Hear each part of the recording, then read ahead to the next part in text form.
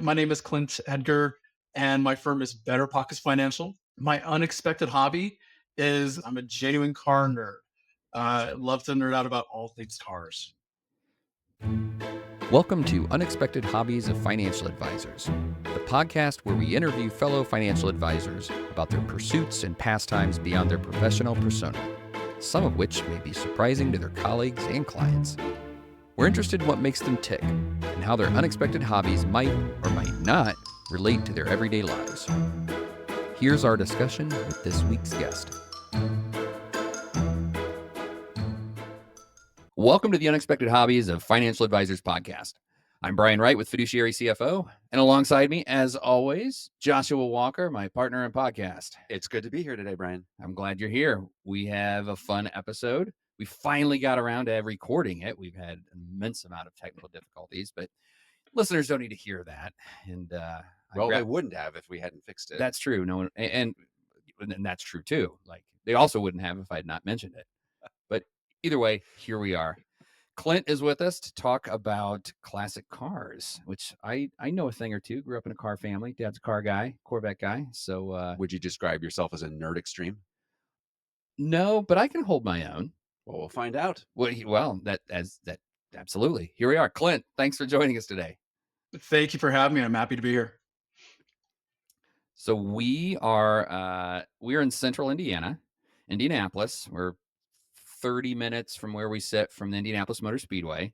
Cars are sort of a thing around here, certainly in this household, but just in our community, we love racing. We love, and with Indianapolis 500, you have just a ton of history. So that goes hand in hand with old cars and car buffs and things like that are just seem to be, you can't throw a stone in this town and not hit somebody that's into old cars. And so we can, I'm looking forward to this. Excited to hear your story. Everyone's got a different one, and so tell us how are you? How'd you get into classic cars in general?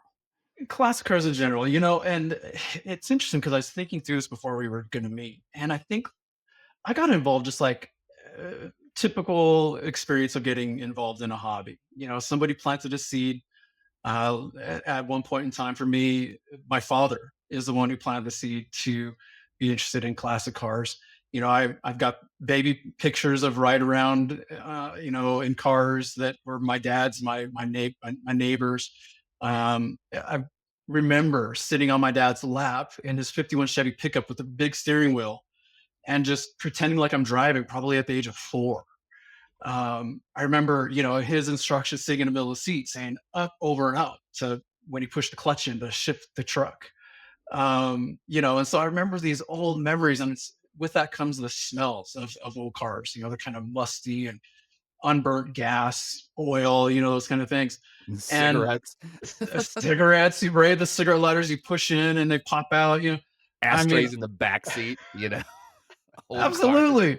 Right. And so it was that seed of interest that was planted long ago, and just through curiosity and various community activities and engaging with the hobby as you're able to, the interest grew. And for me, really what started with American classic muscle cars of the Mustangs and the Camaros and some of the more odd ones like the Mercury Cougar and Chevy Vegas and those kind of things. That kind of spawned, because I'm a kid of the 90s, into Japanese classic cars, which are their own unique beast, very distinct and different from US muscle cars and classic cars. So, it's a very interesting hobby. I love it, every part of it. And yeah, what questions you guys got? What do you want to hear more about? So a 51 Chevy, being a child of the 90s, by the time you were in that driver's seat at the age of 4, it was already a classic collectible kind of thing. That wasn't an original, just rolled off the lot kind of thing. No. Your dad was also a collector of sorts? He was. He gearhead himself as well. He is out of out of high school, he was a mechanic on some drag racing teams in the NHRA Pro Stock. Fascinating story, talking about full circle kind of moment. I like to just look at cars on online. Like bringatrailer.com is a great thing that I like to jump onto. I was participating in the discussions on that forum before it started doing auctions. It was originally just a site where people could post interesting cars that were on sale via Craigslist or eBay or whatever, and people would just come in and talk about them. They'd point out things that are wrong with them, great with them, and just have a conversation. And then it evolved into that auction platform. But from that, I had a conversation on somebody that put up an auction for a 65 Plymouth Belvedere. And I said, hey, my dad at one point in time served on a mechanic crew for a 65 Plymouth Belvedere called the Boilermaker back in the mid late 70s. Boilermaker. And Boilermaker, right? I even knew the name. And I said, if anybody's got any information about where it went, what happened to this car, let me know. Because even in the age of the internet, I could not freaking find it through internet searches. It just disappeared. Huh. And so a couple of years passed. I think it was about 2 years later. I got an email from Bring a Trailer team and said, hey, somebody asked for your email because I got information about this car. I was like, no way, this is awesome.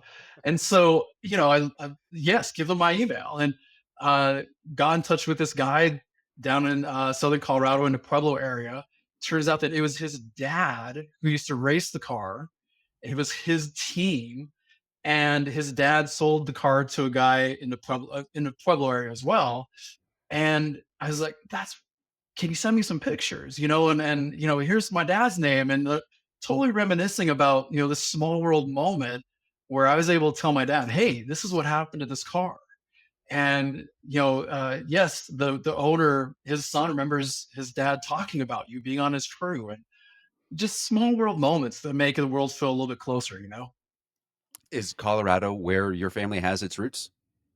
It is. Yeah, my dad, he's been here for a few generations, and my mom, she's originally from Wisconsin, so but born here and continue to live here. So aside from Detroit, there's no city like Indianapolis with a car heritage, but is there a community you mentioned doing drag whatever, and I don't want to say drag whatever, drag racing specifically in that area. Yeah, you want to clarify. What sort of drag dad's into? Different hobby. Yeah. So is that something is there a big car culture in the Front Range area? You know, I would say yes, more so for the American muscle. We had a Vandermeer Speedway here that was founded a long time ago. It nestled right up against the foothills, and that was the drag race scene for a long, long time. Um, History, or I don't know if it's a legend or just a hit part of history, but the founder of Vandermeer Speedway lost his son to street racing, stoplight to stoplight kind of thing, and got in an accident, died. And he wanted to fix that. He wanted to give people a safe place to race cars. So built Vandermeer Speedway, hosted a lot of national events. I remember going as a little kid and having the big earmuffs on my head to protect my ears, and feeling the thunder of these engines that get, um, 30 gallons to the mile kind of a thing.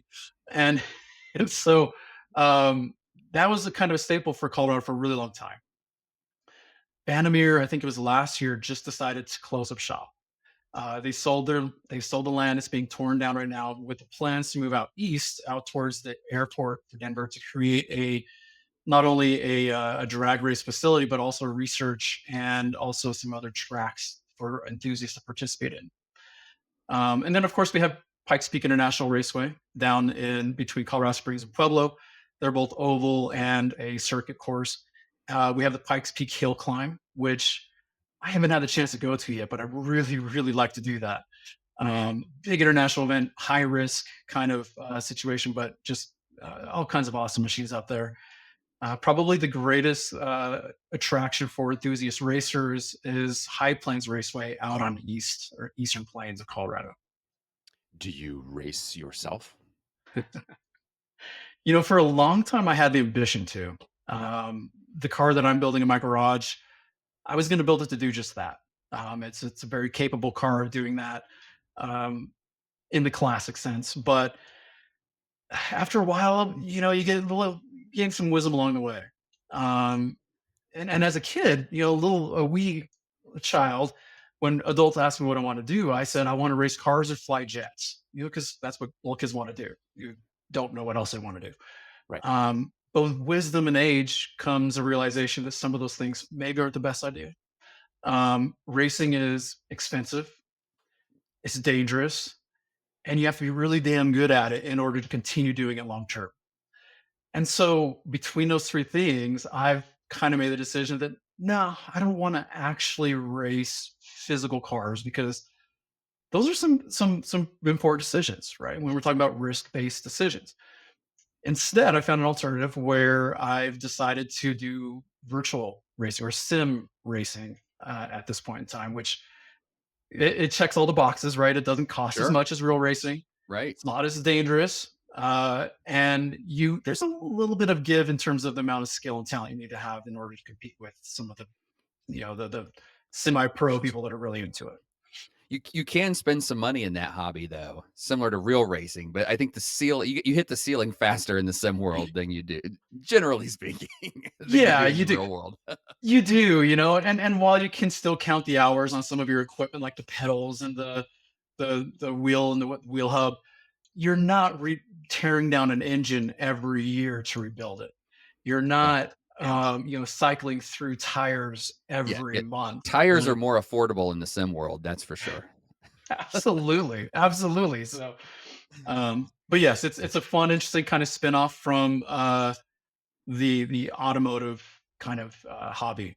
Yeah. All right. So is there an element of collecting? I mean, do you have cars? I mean, it sounds like you have one that you're building in your garage. Your dad had an old Chevy pickup truck. Was the collecting piece where there were always just kind of old cars around part of your heritage, or are you just like really just you worked on whatever you owned and you enjoyed going to car shows and kicking tires? There is a collector component to it, right? I think if you talk to any automotive nerd and said, "Hey, what is your car list that you want to own?" They'll be able to tell you 3 to 5 cars off top of their head, I think.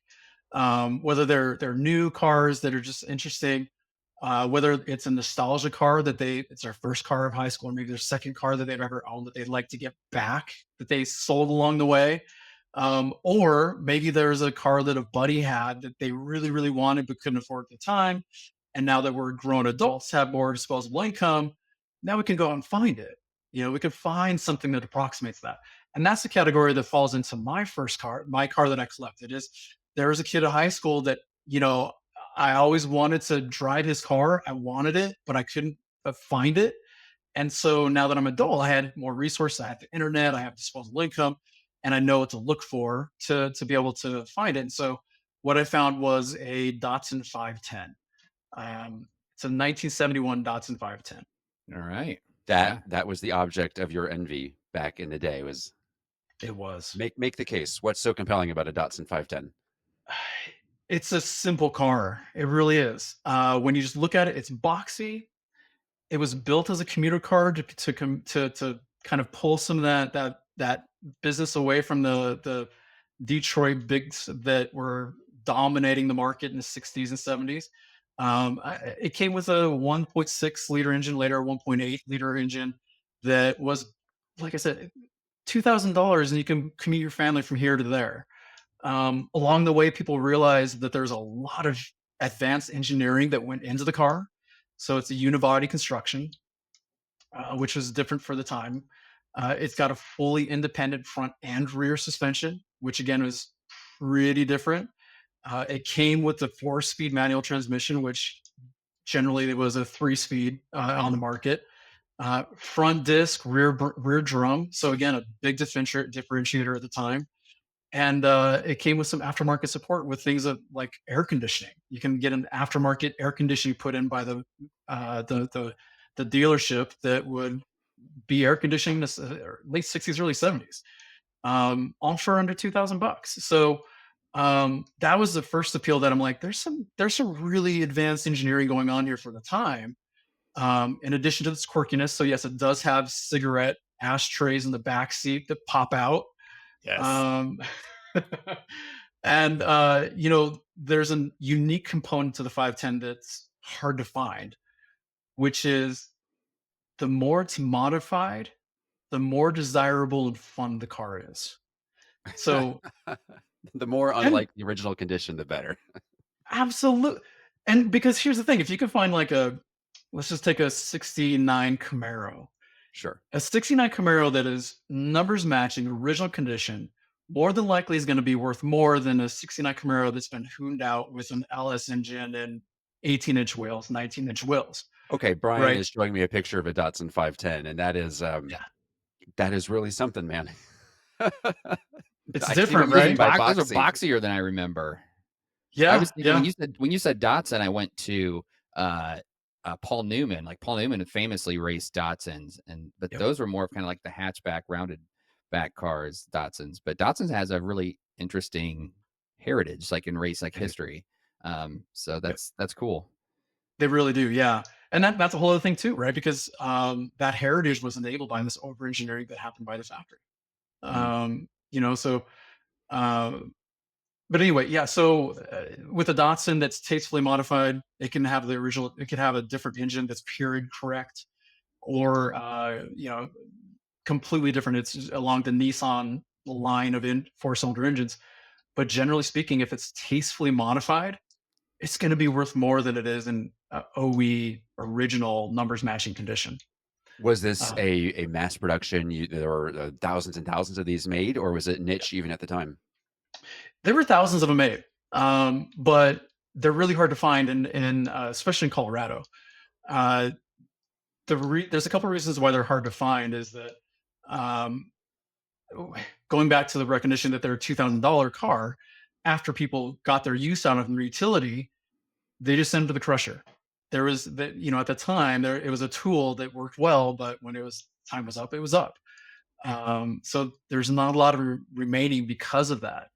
Another thing is that because they were over engineered and they have that racing heritage, people started catching on and saying, "Let's race these." And race cars don't tend to last a lot of miles and a lot of time, right? So Wear and tear is wh- put on a race car. wear and tear, man.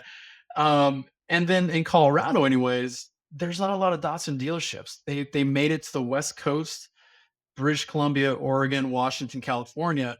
They really didn't make inlands into the United States past that range too much. Huh. And so to find them outside of that region is really kind of hard. All right. And is that what's in your garage, or is this still just in the imagination palace? The Datsun 510 is in my garage. So Okay. it's a 71. It's been painted a few times. Um, as Is you it can imagine. drivable? Is it still a work in progress? It is drivable. It is drivable. Right now, I'm doing some carb work on it. I put it on a fuel pressure regulator so that it didn't flood the carbs as often. And it's tastefully modified, but it's always, of course, it's like any other project. There's work to be done. There's Yeah. a mental list of the things that I want to get done, but I can absolutely jump into it and take it down to local Cars and Coffee. Will it ever be done, or is it going to be something that you're working on until you die under the hood? That's a great question. It really is. I would like to say that someday, yes, it will be done because I'll run out of things on my mental list to do. But what is probably more likely going to be is, yes, it'll get to the point where there's things that I can no longer do on my own and that I Oh, have to start searching for specialists to do. yeah. Things like body work. I probably could learn it, but I have really no interest in turning my garage into a paint booth, storing hazardous chemicals and doing that. I really don't. Yeah, the vacuum system, the air quality system, all the things you have to Yeah. do. Yeah, you just have somebody else as a shop that can do it. Well, you need a buddy that owns a place like that. It's kind of like Yeah. a boat. Like you don't want to own one, you want a buddy that owns one. It's And are you able absolutely to right. get parts, or is that a thriving third party machinist world kind of thing? I guess. And that's a great question because that's part of the consideration for people that I would suggest folks consider that when they want to dive into this hobby. What car is it that you want to look at? Um, what is the approximate amount of money you anticipate spending on parts, both in their rarity but also their complexity? Because more complex parts are going to cost more, rare parts are going to cost more. The aftermarket sources fill in that vacuum a little bit, but there's not a lot of people out there and shops out there that are interested in manufacturing piston rings for a 70, 50-year-old engine, Yeah. or door seals for a 50, 60-year-old car. You're going to need those things at some point. So either there's going to be this continuation of the part through modern engines that just kind of get revised and recycle these established parts, or there's going to be those aftermarket manufacturers that are going to pick up that void. For the Datsun, it's a little bit of both. So for example, when it comes to head gaskets for a particular engine that are race spec, they're drying up. They're not really out there anymore. The ones that are Nismo created and the quality materials like that, they're starting to get harder to find. But when it comes to things like water pumps or distributors or those kind of things, they're still around. They're still around because the engines in the 70s were continued through the late 80s. So they're still around. Luckily, there are a few aftermarket suppliers out there that are picking up the torch when it comes to things like disc brakes, calipers, shocks, and struts, those kind of things. They are picking up the torch there and finding those parts that are interchangeable. A lot of, for example, on the Datsun, a lot of folks would pull the suspension parts off of the 280ZX, which was built from like 78 to 82. They pull off those hubs, those calipers, those uh, shocks and whatnot, swap them right onto the Datsun 510 as a modern upgrade. But even now, 40 years later, those are drying up, Hard to find. and Yeah. those are getting hard to find. So it's an excellent question, and it's something that takes a little bit of homework for folks that are wanting to get into this hobby to say, if I buy this car, how long am I going to be able to support that and Yeah. keep the rebuilding going? Is there anything computerized on this glorious machine, or is it all before that? Because I know that can be a hurdle to folks that want to get under the hood. Is that, Yeah. well, I don't have a patch diagnostic Yeah. machine. It's a great question. It's all analog right now. It's all carburetors and adjusting those that way. But as you're right, as we look at swapping in different engines, then you start to get into fuel injection and turbos and turbo management and all these other things that add to complexity.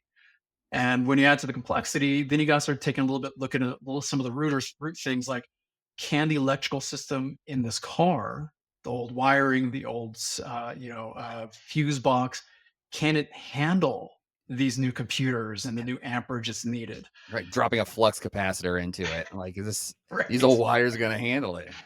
Yeah, How it's long true. how Yeah. long have you been working on it? I've had this car for 14, 15 years at this point. Oh, okay. All right. All right. Um, Awesome. and it took quite a few years to undo what the previous owner did. Not Um, quite as tasteful. Not well thought out. Yeah, yeah, not well thought out. And so, and that's part of diving into it too. Is it's an old car. You're going to Yeah. find things that are working fine that you don't have to touch for a while, but you're going to find things that have been neglected and overlooked for a long time. And I'm For guessing if you've been working on it all that time, then there's things that you did 10 years ago that you think, that's not as well thought. And yeah, you need to fix what Clint did. as my knowledge base grows and as I dive down this rabbit hole of all things Datsun 510, I'm going to find out, oh, well, I shouldn't have done that. Okay. And so it's a continuing evolution of knowledge and learning.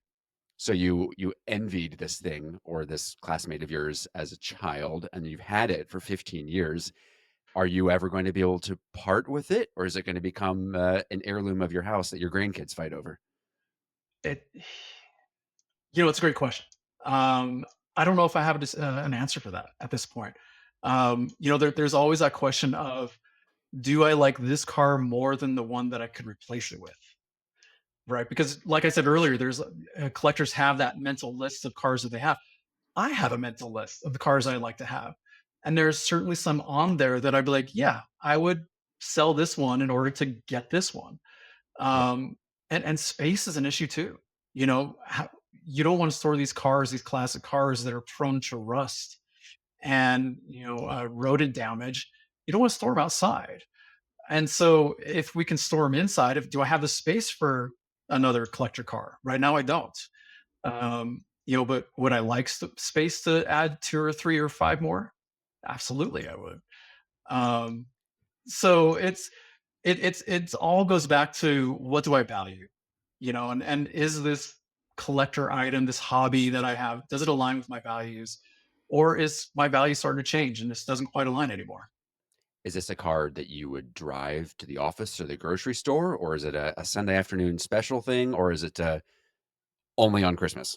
It's a Sunday afternoon special right now, and not because of what it looks like or the drive experience, because no power steering, no power brakes, manual transmission. I don't want to be driving to rush hour, right? I mean, going back to the difference between commuting and driving, it's a driving car. It's not a commuting car.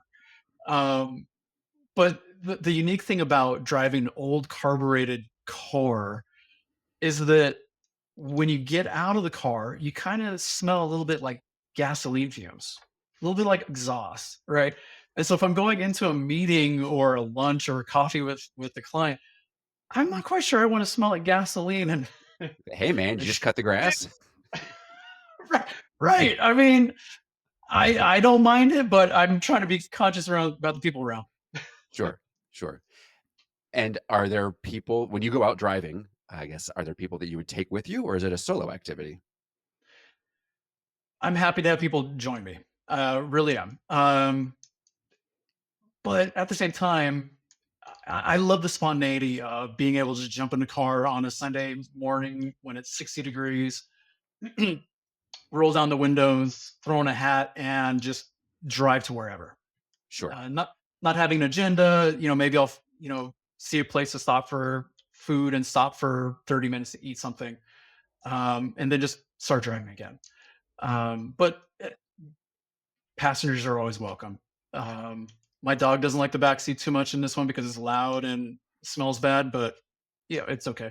Spouse doesn't really care for driving a Datsun because of the whole smelling gasoline fumes issue. But with the more modern engine that might be in the future, that might change as well. We're always curious what the spouse's perspective is on the given hobby of the week. And this is something that's been in your life 14 or 15 years. Does that predate the spouse? And what about the whole garage situation? Well, and there's the rub, right? Because the hobby predates the spouse. I've been married for going on 17 years now, 18 years, and so the hobby's been there for a long, long time. But the cars, something that was added during the my time with my spouse, and so I would say love hate, and it's always a balance between the two. How much time are we spending on the hobby? How much resources are we spending on the hobby? What role does it play? I tend to be very one track mind at times, and so if I'm diving into this hobby, researching, reading, learning, investing financial resources into it, does that balance out with all of the life priorities and values that we have at the same time? And so, there's an old saying out there that if you want to get divorced, start racing. Um, and I could see how that could be true because like we talked about earlier, it's a huge money pit, it's a huge risk, and it can take a lot of time and diligence in order to be good at it. So it's all about finding that balance. And honestly, I continue to strive to be better at that. Sure. Yeah. Well, good, good. You say the anecdote about divorce. The flip side of that is there's a guy at church who's 68 or 69 now, but 50 years ago he was doing racing and whatever circuit he was on, he was the national champion. So congrats, Rick. But one of the times he didn't win, he wrecked the car, went to the hospital, and was getting treated by the nurse that's now Mrs. Rick. And How about There we that? go. 45 years later, the racing and the wrecking led to a thriving marriage rather than a divorce. So as I'm Yeah. at, I'll add to that story. So my dad, as I said, is a Corvette guy. At one point in time, he had two Corvettes. Oh, And he's in the Corvette club and all of that. And people ask him, "Why do you need two Corvettes?" And he'd say, "I don't need two Corvettes." And he said, "Well, why do you have two Corvettes?" He'd say, "Because I don't have anyone telling me I can't have two Corvettes."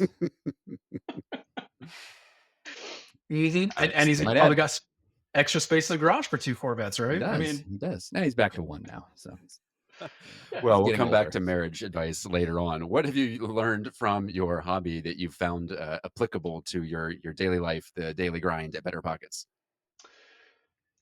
I aside from just the tenets of always remaining curious, always learn that facilitates this continual learning situation. I mean, life and finance is the same way. I mean, we've got as professionals, we have to remain curious. We have to remain learners in this field in order to keep the service that we provide relevant to others, to our clients. But also, it corresponds really well with the advice-based planning that we do. And it used to be it's goal-based advice, but these days it's values-based advice. What is the value of the people that we work with, and how does that change over time? Uh, because certainly our values, there's a common thread of consistency there and commonality, but things change, and because a client might be into this hobby right now, they might not be later. And on the flip side of the coin, it might be a hobby that they want to add and figure out how to do that. And it's up to us as professionals that they can ask some of those questions. um, Being in the Carter myself, I can talk to some of the pitfalls and some things to look out for. And as a couple, have you talked about this and consider this, in order to avoid maybe some of those difficult points down the road? So I think there's a great correlation there. I do try to hold myself out as an advisor or planner for people who are enthusiasts and fellow car nerds because, again, direct knowledge and understanding of how that goes. And so it's a side of myself professionally and personally that I love to share about. Sure. When you were talking earlier about the computerized opportunities, and you're talking about the trade-off between complexity and the likelihood of other things to break. And Mhm. that seemed like there's something familiar about that line of thinking. Well, what's interesting too is your experience as a hobbyist. I think there's a lot that translates with pinball because people ask me all the time, it's like, "Oh, I'd like to get a pinball machine. Like, what's your advice?" Do you need 5 pinball machines? No, I don't need 5 pinball machines. But my advice is, and I think it probably goes the same with cars because I'm a bit of a shade tree mechanic as well. Is you can own a pinball machine and not not learn, not care to learn how it works and get Yeah. metaphorically under the hood, and you can enjoy it, but you're going to spend a lot of money for someone else to fix it. Yeah. And but if you're willing, and I always encourage, hey, if you have an interest, if you're willing to like learn how it works more than just how to change light bulbs, but like actually understand the mechanics and Mhm. how to fix things, you're going to save a lot of money. Yeah. And for me, I think that's part of the hobby that I really enjoy because it really feeds that curiosity. It's like, Yeah. yes, they're fun to play. Yes, they're toys. Yes, they're games and putting up high scores and doing it with friends and family. And that's all fun, but it's also equally fun, almost equally as fun to get under and kind of diagnose something that's just not working the way it should and figuring it out, going online and into the forums because Yeah. there's a healthy, online presence of people and a great community that's trying to help others. I would imagine that the classic Datsun community is Mhm. similar. Yeah. Yeah. It really is. And I think there's a thread of commonality here too, right? Is what is the value that you place on time? Because learning about pinball machines, cars, whatever it may be, it takes time, and it takes that curiosity to and that energy to continue on learning, because a lot of times it doesn't just start with one book. You might go from this book and then find out about a concept and be like, oh, well, now I got to go over here to this book that's a little bit more in depth and a little bit more complex in order to learn about this that could be applied to this, that could be applied to the car or the pinball machine. And so, how much energy and time does one have to dive down those rabbit holes? And the truth is that sometimes you just don't. You just don't. And at the end of the day, you just want to be able to jump in the dang thing and drive it. But or play it. Um, but at the same time, like you say, it's going to cost something. You're going to pay somebody to repair it. You're going to pay somebody to modify it, etc. But are you getting time back for that? Are you getting a little bit more time and energy to enjoy it, simply enjoy it? And so I think it is just a trade-off between the two. And I tell our clients about us. Financial advising, financial planning is kind of in the same realm, right? I mean, you can go to the DIY approach, save money, and those kind of things, but are you going to be dedicating the time and energy to appropriately pursue the goals that you have and the planning topics that you have, you need support on that DIY approach? Or does it make more sense to outsource it for, yes, a cost in order to get it done a little bit more expediently? That makes sense because I guess when it comes to cars, I'm an outsourcer. Like, hey, I've got a Saturn. It's dripping green goo. I know I could look it up, but Lockhart is right down the road. Take care of it. Just give it back to me fixed and tell me the damage. Yeah, absolutely. And it all depends on who you are, your life circumstances and needs. Um, I need I, the car to not drip green goo. It's easy. right. Well, I and just need it to go. yeah, and I'm like you, I know my limits where you don't do like, you tap out with body work and, Yep. paint and things like that. That's how I am with circuit boards. Like, Yep. if there's an issue with a circuit board that needs somebody, like, my hands too shake. I shake too much. I drink too much coffee. So it's like, I can't actually go in and work on the circuit boards. So it's like, all right, you got a guy you send it to, it's gone for 3 months literally, and you're just out of commission for 3 months. But that's a better it would honestly take me longer probably to learn how to do it, and to Exactly. practice where I could be steady enough with a soldering iron and, tweezers and everything to work. It's just not my skills. Then I tap out and say, okay, my time is better used as a financial advisor, business consulting, doing that. Like, definitely. Exactly. Yeah. Exactly. And the beauty of it is at some point we all have to bump up against that comfort zone, right? I mean, you had to at some point bump up against this circuit board and be like, no, I'm gonna find somebody to take care of that. For Right. me, I had to look at that spot of rust that was, caused by neglect from the previous owner and be like, I can put a band-aid on that, but I'm not cutting it out. I'm not gonna be welding in new sheet metal. I'm not gonna do that. You know? Nope. So it's finding, being willing to have that curiosity and that sense of exploration to say, what is truly my limit so that I can find that comfort with outsourcing it to that person that I found. You mentioned talking with clients about stuff from the car world and using them as metaphorical illustrations. Has that ever become more explicit where you've found clients from doing the car stuff, or have clients perk up when you talk about the car stuff and say, "Hey, where do I find myself a Datsun 510?"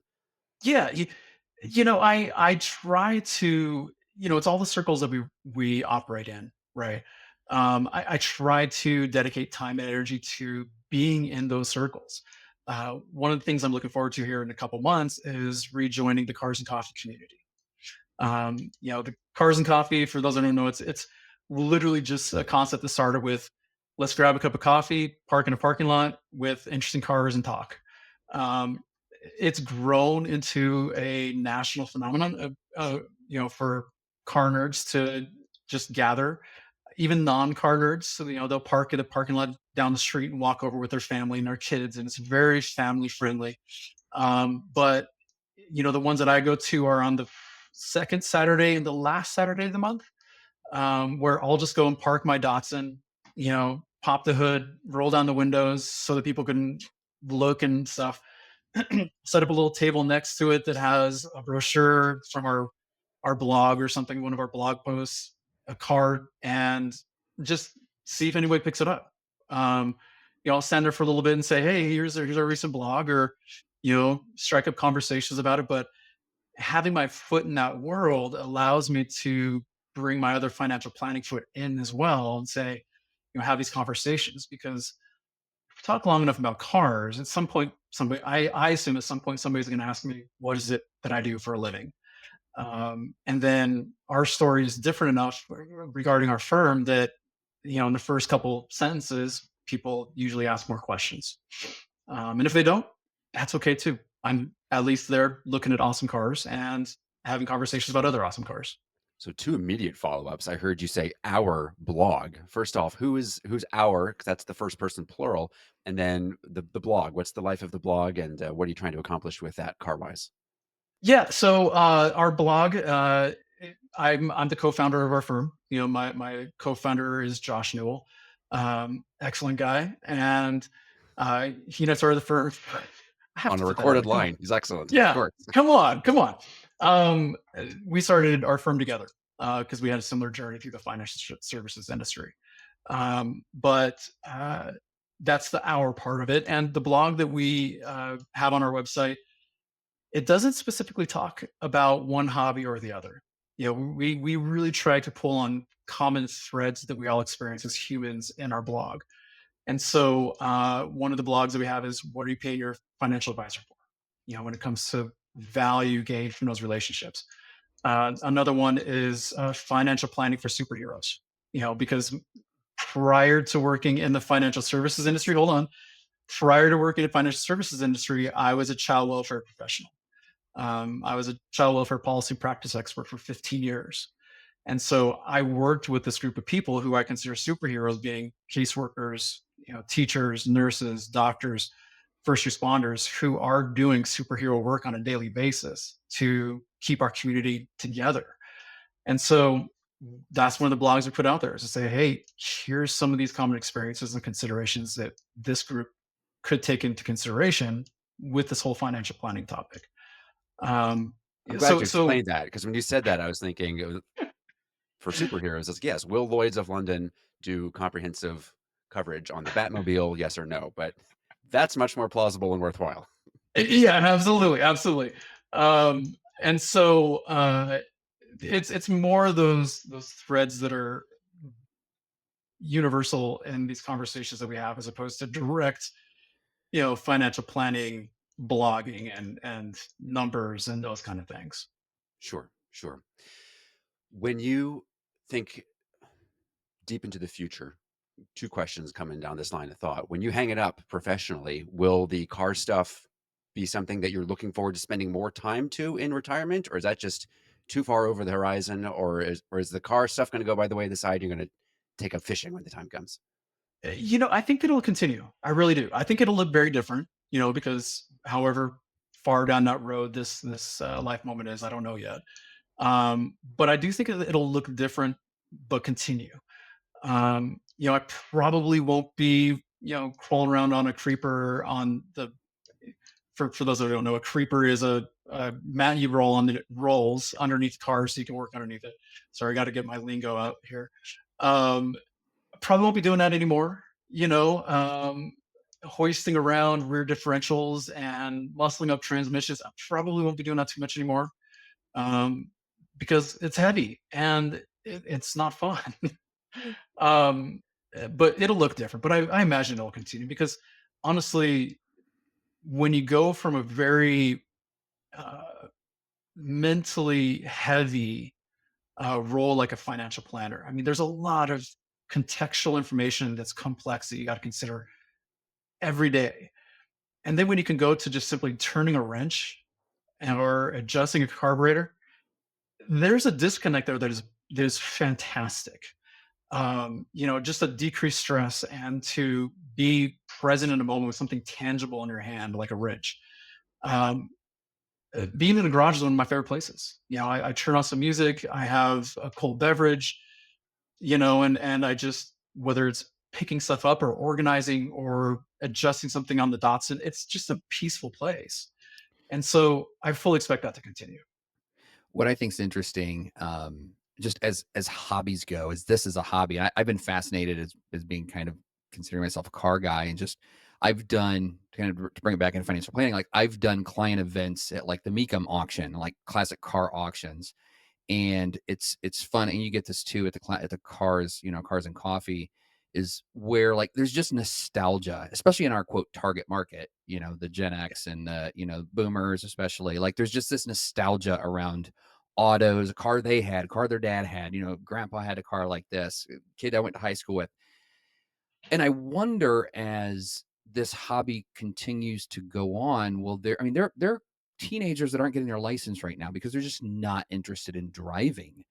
And we live Mhm. in an automotive state. There's a lot of history here, and we have classic cars. We didn't even talk about antique cars, which are different than classic cars. Your pre Yeah. World War II cars. Northern part of the state is Auburn, Indiana, like the Auburn Cord Duesenberg Yeah. Festival. I mean, the people that go to those events, like there's walkers and gray hair that are Yeah. real, going to the Walkers represent. yeah, walkers, a different type of walker. But like, so literally, like those fans are dying off, and then so are then the people who are nostalgic around 65 Mustangs and 68 Yeah. Camaros. And it's like, where do we go? Do the scrap yards just get full of these? I joke all the time. It's like, yeah, my kids are going to sell these for like $100 when I die because no one will be interested in them. And it's like, are we Yeah. getting there as a culture just around automotive? In these cars, where does this hobby go, do you think? I don't know. I mean, it is an incredibly relevant question. And I was just talking to a buddy about this last week. You know, growing up in the 90s, we had Gran Turismo to kind of spark that interest in all things cars, especially Japanese cars. Gran Turismo was that thing that was like, we're racing competitively, in a Yeah. simulated environment. And, here's the 240SX, the RX-7, the Mitsubishi GTO, all these different fantastic JDM cars. I'm convinced racing Miatas were because of Gran Turismo, you know? Uh, yes, yes. And this generation doesn't really have that. I mean, we have this burgeoning virtual racing experience going on. I don't know the number breakdowns of the age demographic who are participating in that. I would guess they're probably folks that are aged like me, maybe a little bit older. But you're right. I mean, my nephews, uh, they just don't care. They're like, okay, I'll get my license when I want to, and but my buddy drives, so I don't really need to. Um, my parents are going to hand me down their BMW SUV, which okay, I guess. And I mean, there's just not that enthusiasm behind it. And for myself, I remember every car I've driven had a personality. It had its quirks and things that worked well and things that it didn't. And as soon as I was able to get my license, man, I was out. I was driving to 7-Eleven every day to get a Slurpee just because I could. Um, That's literally my you're daughter.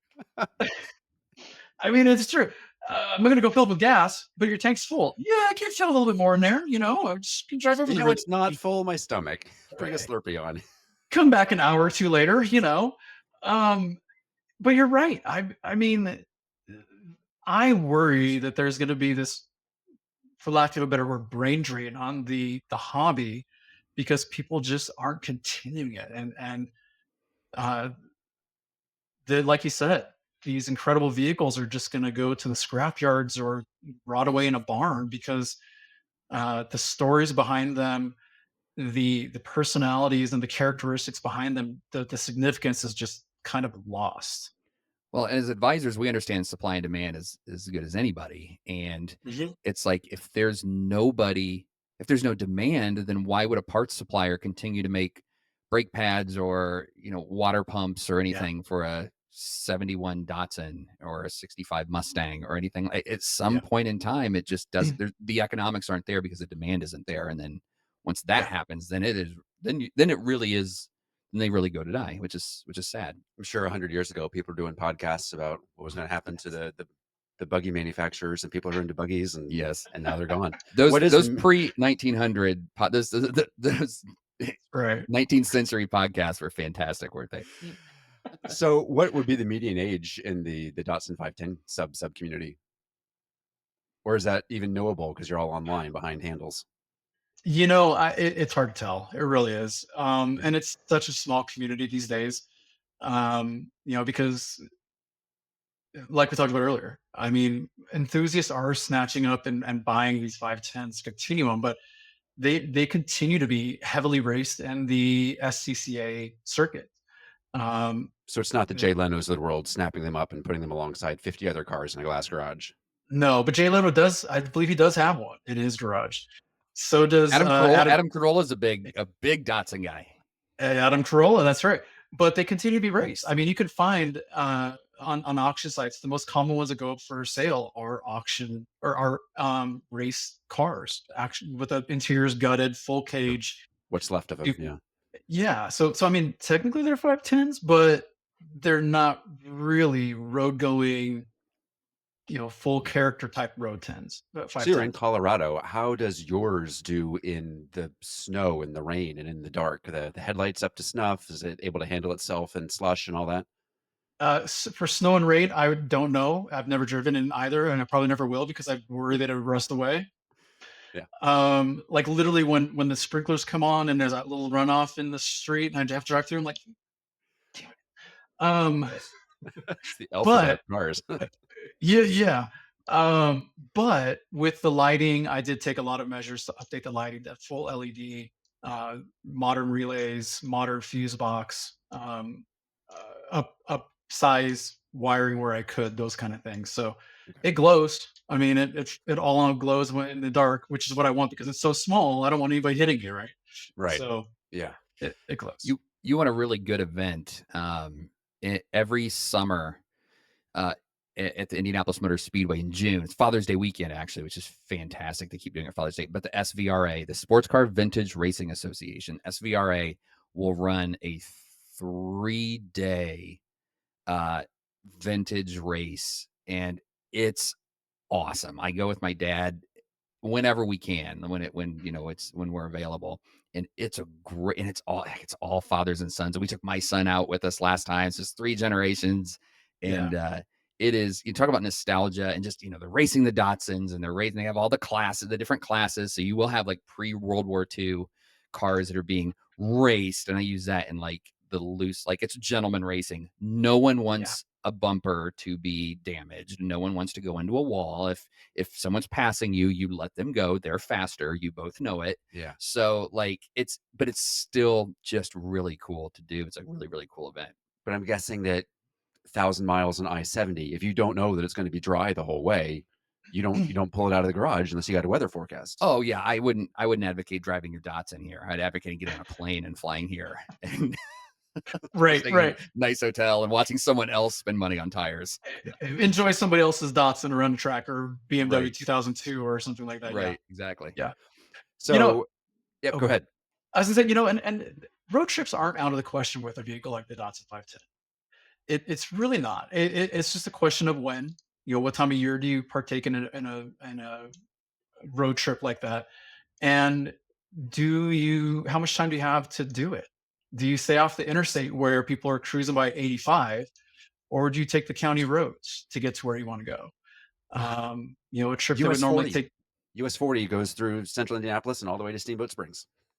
I mean, exactly. There's a highway system before the international highways came about, and it's perfectly fine for that.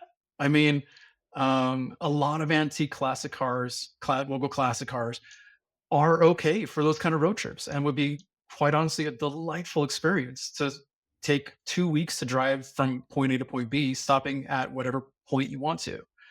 And so that's probably something that would be incorporated into my retirement activities. But I hope to do so sooner than that. Thinking about deep into the future, are there going to be special memories that you've already made that you cherish and share with others? Is it possible to even narrow it down, or are there too many after all this time? Regarding classic cars in general, or just the Datsun 510? Either way, or both. I would say regarding classic cars in general. Some of the memories I hold precious are going to, like the one I shared earlier, sitting on my dad's lap, steering the big old steering wheel on the 51 Chevy pickup, um, rolling the gears on the manual transmission, not actually knowing what I was doing, but just following directions. Those are some precious memories. Cruising in my dad's 69 Camaro was pretty fun as a kid as well. I remember this was in northern Colorado, and he would find the back roads to take us on. And this is before car seats was a thing. But sitting in the front seat of the car, he'd find those certain roads that had a lot of bumps and hills, and he would get just the right speed so the car would, the tires would lift off the ground just a little bit, and you feel weightless a little bit in the seat. He wasn't doing any Dukes of Hazard type stuff, but he was, going over some hills. That's another one. Going to the swap meets with my father was fun. And hearing the conversations about whatever random part he was arguing and talking about. Um, and so there are some great memories. There really are. And one that that I particularly like to share to emphasize what's great about the classic car scene and the relevance it plays in that continuous learning cycle. One of the first car I had a lot of issues. It was a Dodge pickup, and literally the alternator wasn't working and the water pump wasn't working. And I was like, Dad, I can't drive this car. It's got all these things. The water pump is making noise and leaking, and the electrical isn't working the way it's not charging. And he said, Yeah, it's okay. I bought this book. He knew exactly what it was. It was a Chilton's manual for this truck. He said, Here you Oh yeah. go. He said, Here you go. And I was like, Well, what do I do? He's like, Well, go to the index and figure it out. So my tools are in the garage. Go ahead. And Crappy literally black that and was white it. images, and that's what you had. Yeah. That was it. There was no YouTube. There was there was nothing out there. There was no forums, online forums. It was a Chilton's manual. He said, "Figure it out." And so Help me, from Gemini. that, from that, I had to figure out. Okay, I go to the section of alternator replacement, figure out the parts that I needed, walk down to the parts store, buy an alternator for $20, $30, walk back and fix it. And then I start on the water pump in the same way. And then after everything's put together, you kind of cross your fingers and hope that it works out when you start it. And sure enough, it worked just fine. You mentioned hunting down the Pontiac Belvedere, I think you called it. Is that where today is that 51 pickup that you remember so fondly? It was 65 Plymouth Belvedere, but yeah, Oh, that's yeah, okay. it's okay. Cardinal sin. It's okay. It's all right. That's fine. The Mopar folks would be mad at you for that one, but Who? They're always mad about something. It's okay. it's absolutely true. It really is. Um, 51 Chevy. It got sold along the way. Don't know where it is. Um, I really don't know any way to track it down either, Dang. So, unfortunately. what about the auction circuit? Have you been out to Barrett Jackson or any of the you hit any of the Meekums? I haven't. No, I really haven't. Those are their own unique beasts from what I'm on the periphery of 'em. I've watched them on TV and television, and they're fun to have on the background and chat, talk cars with and stuff like that. But those are an entirely different beast. I mean, a lot of times from what I see, they're the cars that um, people can just write a check for. If they don't have to worry about time to repair or restore or but on the flip side of that, there's a lot of times when you're looking at an automobile like that and saying you can't build it for what you buy it for.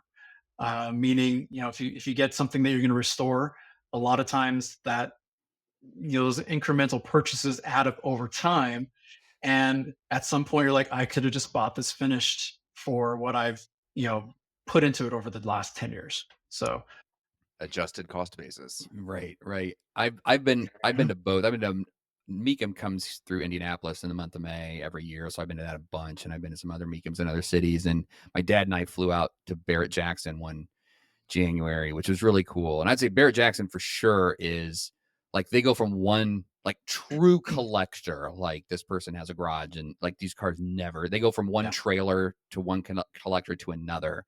Yep. And Jay Leno's selling cars out there and it's like true like high end collectors.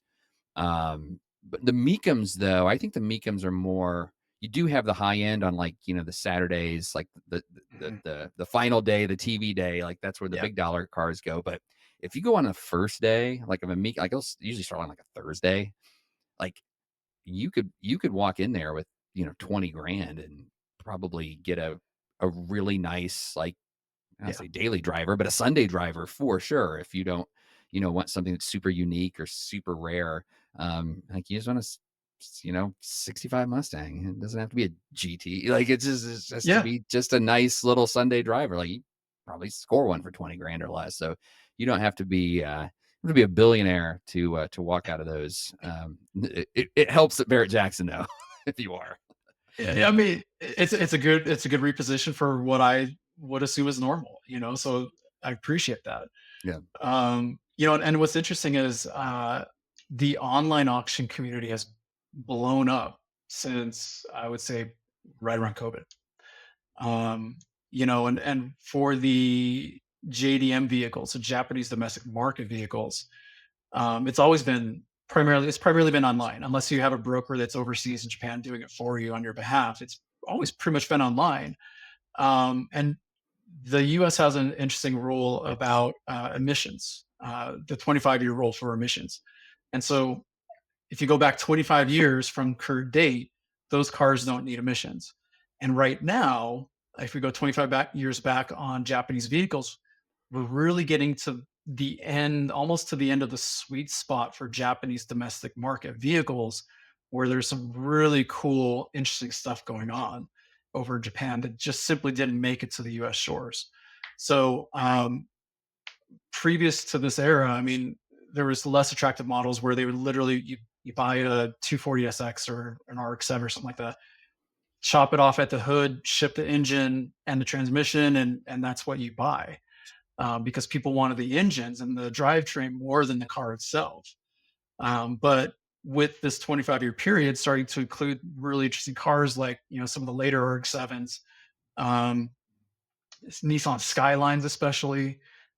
There's a lot of cars that are being imported through online auctions to the United States these days. Hmm. Presumably, at some point in your late teens or early 20s, there was a fork in the road where you took the one path that led you to continuing on with car stuff. And there would have been another path that just you retained the fond memories and found some other hobby. What words of wisdom, words of warning, what would you have wished somebody had said to you at the time, either for the path you took or diverting you onto the one you didn't? It's funny because, like I said, back when I was a kid and people asked me what I wanted to do for a living, I either said race cars or fly jets. It probably would have been flight, would have been my other hobby that I would have pursued. The Air Force Um, Academy didn't take you, and so you did cars. and so you did cars. And there's a lot of hobby pilots out there, right? I mean, that can get their pilot's license independently through lots of study and training and those kind of things. Episode Um, number 2. Yeah, we interviewed one. He's an advisor now. see, another hobby that's expensive and risky, shares a lot of commonalities with racing cars, but that probably would have been the other path that I would have taken. But who knows if that would have turned into a career or stayed just as a hobby or, but I'm thankful and grateful for the path that I've been on. Um, because, and this delves into the whole conversation between fate and, preordained destiny, those kind of things. Determinism. Here we go. Yeah, right. I mean, but no, very happy with the hobby that I've pursued. And it's as we talked, it's a hobby that it can be very diverse in the ways that it's expressed, either ownership and wrenching or just driving or enjoying community, sim racing, virtual racing. There's a lot of different ways to participate in this hobby. It's just finding that spot that feels comfortable. It can be intimidating as well. I mean, like if you go to an auction and it's your first time, it can be intimidating, and cars and coffee, same thing. If you're walking up to an owner of a car that's beautiful and you want to ask a few questions, where do you start? I mean, it can be intimidating, but the thing that I would hope people take away from this hobby is that it's an incredibly kind and caring hobby that everybody I've met through cars and coffee or garages or whatnot, they've been incredibly willing to share the knowledge that they have, their experience, what they're passionate about, and to lift you up along the way as well. We've heard that before, that the people that have a hobby that go out of their way to find community generally don't want to make that community exclusive once they get there. It's true. You mentioned the blog and in the context of the cars and coffee. If do you have other Instagram or Twitch or other ways that people can find out more about you and the Datsun that you didn't choose, the Datsun that chose you? Where do they go online to find that? Yeah, our website's a great source for that. Betterpocketsfinancial.com, and we're very active on the LinkedIn community as well. Okay. And what's the story um, behind Better Pockets as a firm name? yeah, full credit to my co-founder for coming up with this concept. But the idea behind that isn't we're not talking about the pockets that you put your money into or your keys or anything like that. We're talking about your pocket of the community, your pocket of your world, because we really believe that we can help people with their finances, help to use them in a efficient way that makes sense for them. They're going to get time back. They're going to get energy back into their lives, and they're going to be able to go out and pursue other passions that aren't financial planning, right? They're going to be able to go out and be amazing parents, amazing siblings, amazing community members and volunteers. And through this restoring energy to people to go do things that matter to the community, we're going to better each community out there one pocket at a time to create a butterfly effect that hopefully betters this world. Tend your garden, make it grow. Where do people go online to find that? Betterpocketsfinancial.com. Perfect. Love it. Well, this is great. I could talk cars another hour, but you have things to do. We've blown past your hard stop, so we should probably get on with getting on. But no, Clint, this was really, really interesting. I enjoyed having you on and talking about your love for classic cars, especially the Datsun. I didn't know we'd be talking about a Datsun. That was not on my bingo card for the day. We always get surprised. We always do. But thank you again for coming on. It's been a great time. Thank you. Same here. Unexpected Hobbies of Financial Advisors is brought to you by Fiduciary CFO, forward-thinking tax and planning solutions for business owners, like RIA firms and their business owner clientele. The opinions of Brian, Joshua, and their guests are for entertainment purposes and should not be construed as legal, tax, financial, or investment advice. You should know better than to take any of this content seriously. Thanks for being a fan of the show. If you were listening and thought to yourself, hey, I know somebody they need to have on the show, you can do something about that. Go to unexpectedhobbies.com/nominate and tell us who they are and what they do that's so interesting and unexpected. If we agree, we'll send them an invitation and we'll hope they say yes. Now it's unexpectedhobbies.com/nominate.